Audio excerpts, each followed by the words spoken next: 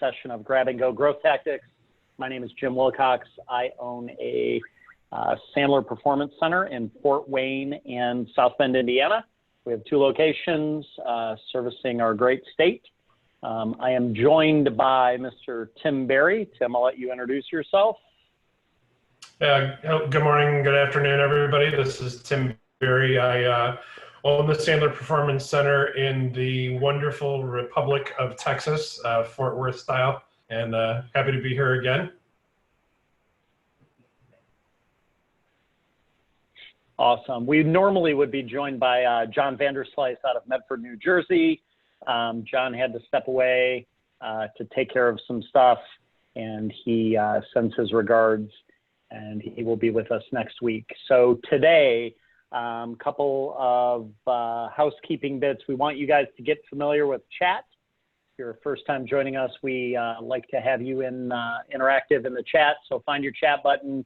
We're going to go to our first chat topic today. So today we're going to talk about proposals and quotes and delivering them. So in chat, what is your biggest challenge when delivering a proposal or quote, generally speaking? So the moment of truth, when you go to deliver that proposal or quote, what is your biggest challenge that you see? May even be, Tim, what the biggest challenge is that you fear. So go ahead and type your answers in chat right now as it pertains to delivering a proposal or a quote. What is your biggest challenge? Make sure that you're hitting all panelists and attendees, please.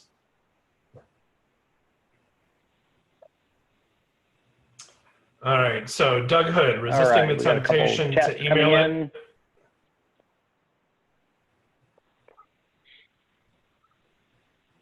Michael Norton, resisting the urge to give it before I really have a commitment.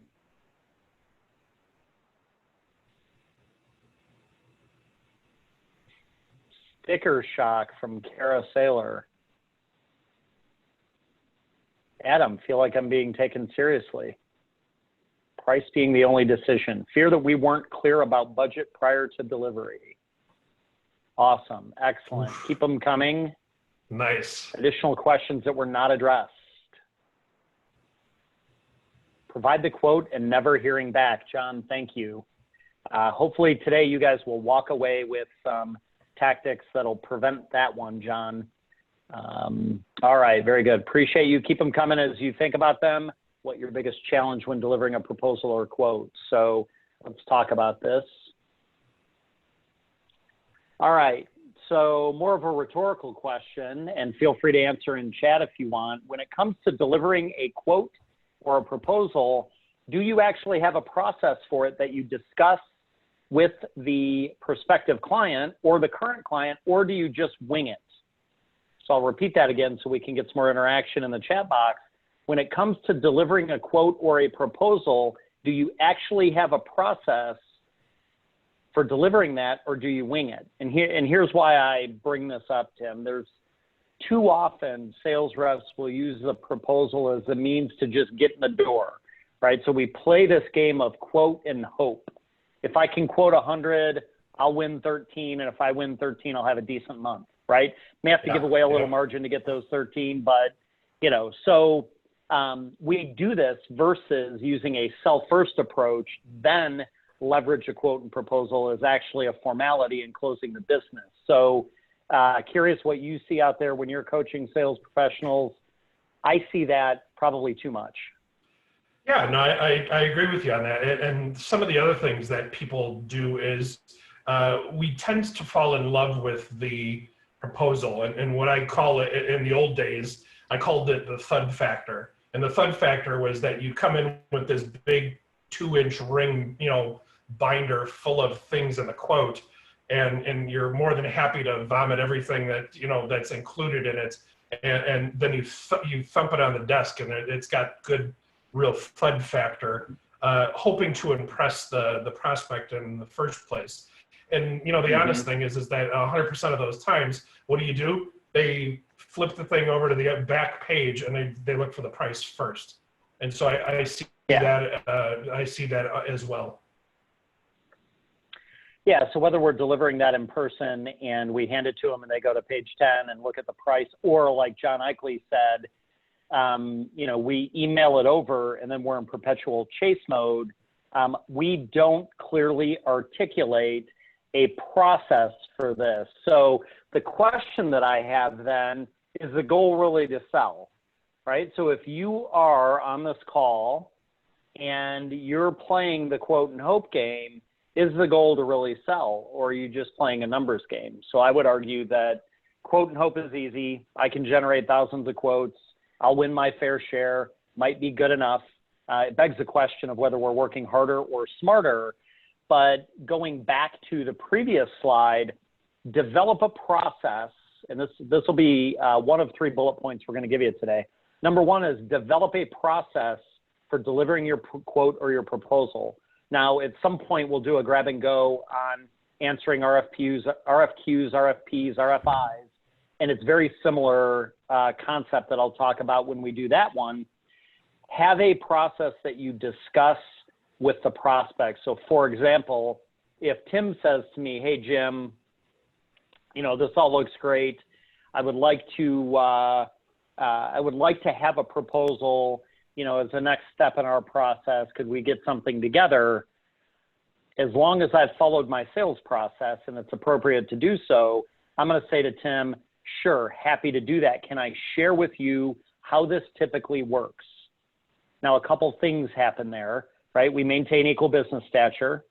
We get rid of quoting and hoping, right? And we get what we'll talk about in a couple slides. We get a mutual agreement as to what will happen next and what won't happen next. And so develop a process for delivering your quote or your proposal. Get out of the habit of just simply answering every "will you send a proposal" with an actual proposal. Jim, Tim, any comments on that? Yeah, a thought that I have is if you find yourself delivering proposals and then getting ghosted a lot, this is probably what's happening. You're in that quote and hope thing, and Mm-hmm. you're being perceived by the prospect as maybe a problem solver, or even worse, maybe just a plain old vendor. And most of the times what we see is that they're leveraging and using your quote as a price check, or a price check for their incumbent vendor. And so what we end up doing is we tend to believe that the hysterical activity of quoting and throwing out millions of quotes is actually selling, when it's not. The challenge is that there should be quote with a purpose, and that's where we're going with this particular conversation. So absolutely. I think there's another thing in there as well, is that we get into, too often we'll see sales reps that get into the customer service mindset. And I'm not in any way, shape, or form saying that's a bad thing, but we sit in front of a prospect attempting to generate net new business, and they say, "Hey, this looks great. Can you put it together in a proposal?" And we run off to do that because we are typically good customer service and good customer service-minded individuals. What we fail to do are ask the questions up front of, "Hey, happy to do that. Tim, what happens when I give you the proposal? What do you do with it internally?" We don't do the simple things enough of vetting out, is this just me? Do we have competitors involved? Is this are there 2 other competitors, 7 other competitors? Is this something I really want to play in? So we don't do those enough on the front end. So step 1 is develop a process. Don't wing it. Don't play the quote and hope game. And so take that and give that some consideration as you are delivering your next quote or proposal. Step 2, we are all in competition, right? It's very rare that somebody says, "Hey, give me a quote or send me a proposal," and they're not comparing us to somebody else. I would say whenever I do a talk, whenever I do a training, and we ask the question of what happens when you hand your prospect a proposal or a quote, and you don't know the defined next step, what happens to that? And almost 100% of the time, aside from I don't know, it's I'm getting compared to somebody, right? It's a competition. And then somebody comes back to me and says, hey, can you sharpen your pencil on that? And so step 2 would be when you were delivering a quote or a proposal and there is competition, right? Create doubt. That is the time to start asking questions. And let me give you an example. So let's say that I'm selling to Tim, right? And my value proposition over the competitor that Tim is likely talking about, or my value proposition that I hang my hat on is, let's say it's our defined process for, creating the solution that Tim desires, right? And so I'm going through my proposal process and I'm asking Tim questions. One of the questions I might ask Tim to create doubt could be, so Tim, let me ask you this. As you were sitting with the other vendors, right, and they walked you through their process for creating this solution for your organization, which will help you, get to the next level, how did that conversation go? So Tim, humor me and role play with me for a second. All right, go ahead. So Tim, how did that conversation go? Well, I mean, they just sort of just shot the quote over to me. So that I said, hey, give me the quote. And I don't know, 2 days later, they sent it. Okay. So when they called you and they talked to you about their process that they're going to use to walk through, create the solution, which brings you to the next level, how'd that phone call go? Yeah, well, we haven't had that phone call yet. They're trying to hunt me down at this point. I'm sorry, what? They You haven't had what? We haven't had that conversation yet. Tim, I've got the information, so now I'm just figuring out what to do with it. Okay. So does that concern you at all? Jim, I guess I haven't really ever thought about it. Okay. So we've spent a lot of time talking about our process here, Tim, in this conversation. I guess I'm concerned a little bit that we're competing against other people and they haven't had the same discussion with you. So I guess I'm wondering if you share that same concern. Well, I mean, now that you mention it, yeah, I think that is a concern for sure. Like they don't have a process. Let's put it that way. They just shot me the quote and I'm sitting on it. So we'll time out in our role play there. Thanks for indulging me, Tim. So sure. The idea here, right, is to create doubt in the competition, create doubt in their process, create doubt. And that is a door opener for a conversation. Now, what I find is that too often we fear doing that, right? It's easier. I mean, let's face it. It's easier to email over a quote, and then it's easier for me to leave voicemails for Tim saying, hey, Tim, it's Jim from XYZ company. I know you're busy. Not sure if you got the quote. I sent it yesterday. Hey, if you didn't get the quote, why don't you leave me a message and I'll resend it if I had to. You know what? Never mind. I just went ahead and resent it, right? It's easier to do that stuff than it is to be bold for 5 seconds and say, I'm sorry, Tim, they didn't what? And does that concern you? So that's an example of creating doubt in the competition. And wherever we can create doubt, that's a door opener for us. Tim, I'm curious about your thoughts on that. Yeah, no, I think you're dead on with that concept. And I think another tactic that I've used in the past is, especially when you know your competition well, tell them what they're going to see before they even get it anyway. Help them understand, okay, my experience with when you know your competition, my experience with competitor B is here's what you're going to see.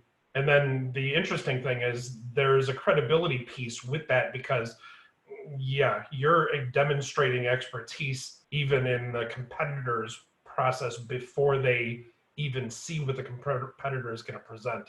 And so again, it creates that doubt in the competitor without ever having to badmouth the competitor. Obviously, that's not professional. We would never do that anyway because we're sales professionals. But you can plant those seeds and water them over time. Yeah. One of the other things related to this, and I'm curious in chat, right? Where are other ways that you guys can professionally create doubt, right? I'm never a proponent of bad-mouthing the competition. I'm never a proponent of throwing people under the bus, but I am a huge proponent of creating doubt in processes, creating doubt in, other competitive advantages. I'm curious where you guys see other opportunities to create doubt. So feel free to put that in the chat as we're discussing. One of the things related to this is really following a defined process, right? And I've had really good luck on the telephone, for example, when I'm talking to somebody, and anybody who makes cold calls for a living will be able to relate to this. You have a really good call, and the person on the other end of the phone says to you, hey, Tim, why don't you send me some information and we'll follow back, right? We'll follow back through. And you're confused in that moment because you've had an outstanding conversation, right? Creating doubt in that moment, because they're effectively asking you for, some sort of quote, some sort of proposal, et cetera. Creating doubt in that moment of their process can help you with that conversation. So there's a little related item there in terms of creating doubt. And so something to keep in mind as well. The third point, so the first one is have a process for delivering your proposal and discuss that with the prospect. Don't just assume they know. So have a conversation with them about what your process is. The second one is create doubt. Now, 1 and 3 are going to be related, and this is a topic that if you're a Sandler client, you've heard this over and over and over again. And if you're new to Sandler, the concept of an upfront contract or a mutual agreement on the following 3 things is an absolute game changer. And I tell, or I will convey to our clients who are just starting, if there's one immediate takeaway early on in Sandler, it's this concept of the upfront contract. Now, I don't want to make this entire thing a lesson in the upfront contract, but what I want to point out here is that too often when we're having a discussion with a prospect, we neglect the third bullet point. And in fact, which is outcome, we neglect to have a discussion on outcome. And in fact, when we're training the upfront contract, often people who are new to the concept will do a good job of talking about time, do a good job of talking about agenda, but we're a little bit weak on the outcome piece, right? And that is the strength of this concept of the upfront contract. And so as you are delivering a proposal, so if I'm going to follow some of the things that we've talked about here, right? Step 1, I'm going to share with Tim, for example, hey, here's what really typically works well. And what I'm saying to Tim is, look, we've got a process for delivering a quote to you, whatever that is. Now, keep in mind, you get to articulate that. Now, the key is, let's make it mutually agreeable. The second thing is, if I need to, I'll create doubt. But the third thing is, we will discuss the outcome. So let's role play that out a little bit, Tim. So go ahead and ask me for a proposal. Yeah. So Jim, like what I'm hearing, and that sounds great. Why don't you go ahead and send me a proposal, please? Tim, happy to do that. I guess my first question for you is, let's pretend I do that. You love what you see. You continue to have the good feeling that you just expressed. What happens internally once you get that proposal? Well, then we can weigh the benefits and the pros and the cons and figure out if we're going to move forward or not. Okay. So when you're weighing the pros and the cons, are you weighing that against another competitor? Are you debating that internally? What does that look like in your organization? Yeah, I mean, we've got 2 other competitors that we're looking at, and so yeah, we'll take all 3 of the proposals and we'll figure out which one's best for us. Okay, And so, Tim, just so I don't, my fear is always looking ignorant or arrogant when I'm delivering a proposal. So if you wouldn't mind helping me with that, as I'm going to submit this to you, when you're weighing the pros and the cons and you're figuring out who's the best fit, how are you judging that? What's best fit look like for you? I mean, it's a good question. And honestly, price will clearly play a role in the decision. But what we're looking for is we're looking for the ability to close the gaps that we've identified in our conversation. So we've got some problems on our sales team. Our people are giving up margin in order to get new business, and it's costing us a lot of money. And so, we need to weigh that versus the how much it's going to cost in terms of investment to Sure. solve those problems. So I pretty much know my competition, at least locally, and some of the players that fly in to solve these type of problems and challenges. So let's pretend for a second, Tim, if you wouldn't mind, let's pretend that price is equal, right? We're all within a few percent of each other. How are you going to judge who really has the ability to solve the challenges for you? If price is equal, right? How are you going to make that judgment? Honestly, it's going to, be with kind of that gut feeling on how I feel about, you versus the other two competitors. Mm-hmm. How well we click, if you will. Yep. And so if you don't mind humoring me for a second, can you define click? How will you know when you click? Yeah, I mean, if I feel comfortable with you, if I feel like you're presenting the right solution for our problem and I believe you can fix it, then I would feel like you've clicked. So we've had a couple conversations, 1 to 10 scale. How are we clicking? For you and I feel pretty good about you. I feel like we're an 8. Yeah? Yeah. Okay. So we'll fast forward because we could keep this going on for a while. Yeah, we could. So we'll get to the end. We agree, right? So Tim, I'm going to bring you over a proposal next Thursday, right? Typically, we're going to sit down. We discussed that previously. We're going to sit down and review this together, right? You're comfortable with that? Yep, sure. All right. So when we sit down, you're going to look at it, right? You've got a good sense that we click. We talked about what closes the 8 to 10 gap there, and you feel comfortable with that. So when I bring the proposal over, we're really at a yes/no decision. Is that what you're thinking in your head? Yep, I sure do. All right. So when we sit down together, let's pretend that, boy, this just doesn't look good, right? Are you going to feel comfortable saying, no, Jim, I don't think this looks good? Yeah, I mean, if it doesn't look good, it doesn't look good. I'm not going to invest in something just because I feel confident in you. If it doesn't work, it doesn't work. So let's pretend it does look good. In fact, it may look great. What happens then?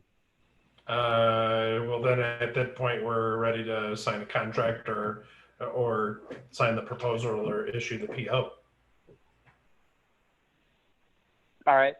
So I'll come over next Thursday. We'll sit down together. We've got an hour, if we need it, carved out, mainly for Q&A, time to read the proposal. At the end of that meeting, we're either going down the road of forming an agreement or we're going down the road of just simply shaking hands and saying, okay, it wasn't a fit, maybe next time. Yeah, no, that's fair. All right. So we'll time out there, right, in the role play. Yep. So there's a lot of assumptions in the role play. The purpose of that is just to illustrate that we want to make sure that at the end of the day, we have a very clear understanding together of what the outcome will look like.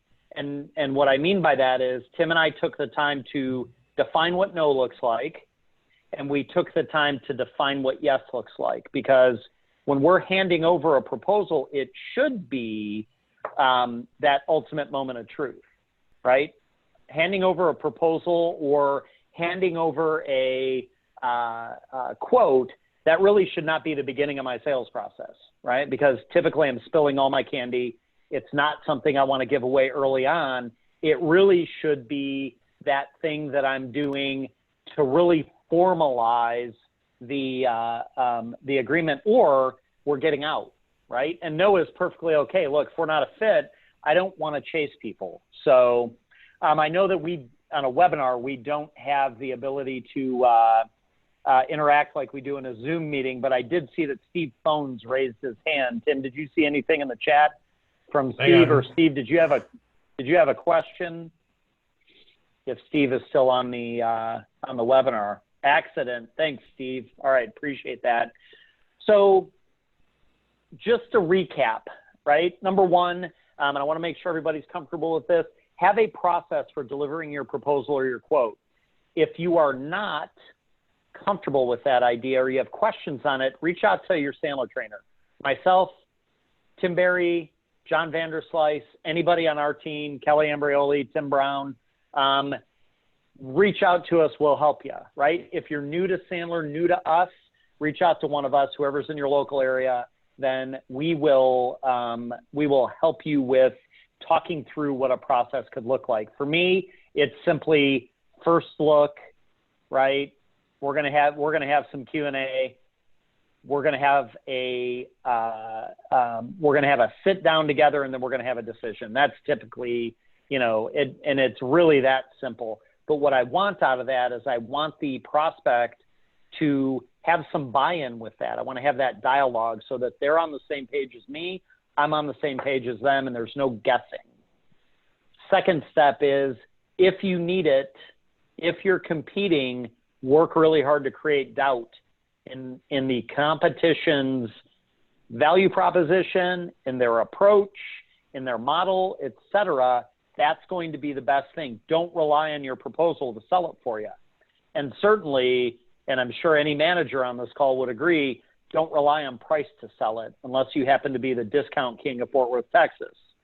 So, and then the third thing, if you're a Sandler client, hopefully you appreciate this, right? Upfront contract, upfront contract, upfront contract. Focus on your outcome. Focus on your outcome. Have that dialogue. It is not a one-way street. It is a mutual interaction, and gain some agreement. That is your best negotiating technique, right, in that moment, and it will help you get to the yes or the no that you are looking for out of that. Otherwise, you're playing the quote and hope game. So the last 2 minutes, feel free to throw a question in there.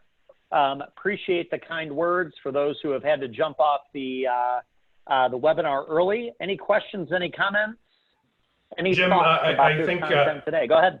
I think in the quote and hope strategy, which so many salespeople suffer from, it's super easy to have a 33% close rate. When a lot of these companies are going out and getting 3 quotes, to win 1 out of 3 is who cares. And so if you notice that you've got yourself about a 33% closing rate, you might be victim of that hope and quote thing. And the whole concept is having the intestinal fortitude to have a process in the first place, stick with it, and just be brave. You had mentioned, having guts 6 seconds at a time.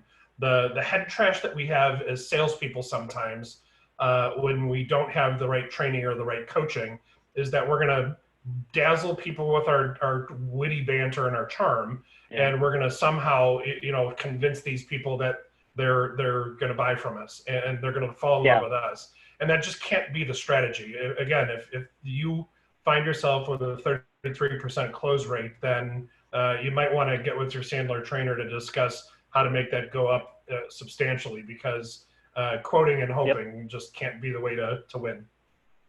Nope.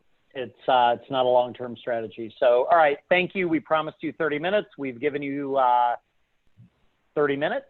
And 30 minutes. From myself, John Vanderslice, Tim Berry, we thank you, and we will see you guys next week. Okay, Good thank selling you. out.